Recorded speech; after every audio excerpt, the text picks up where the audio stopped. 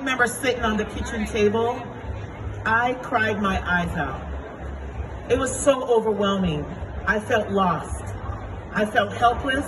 I felt confused. I said, God, this is too much for me. That is when he reminded me, he said, why not use the strategies from your dissertation? I was writing a dissertation called Building Resilience to Stress and Burnout. So I began to use those strategies on myself.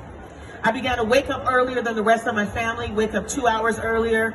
I began to do my devotionals, listen to my worship. I began to put in routines.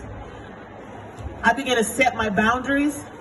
And I built a new level of resilience. A new level of resilience that I needed at that time. And as I became more resilient, my business became more resilient. But I knew that there was no way I was going to run this intense business and write a dissertation.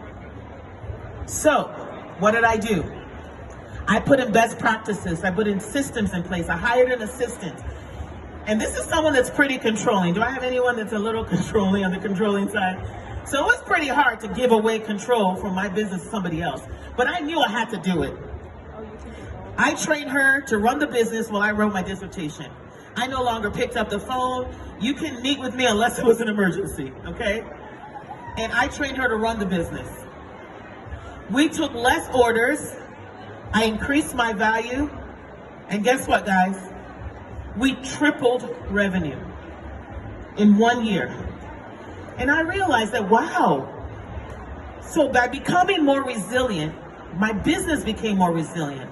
I started to understand the principles behind that.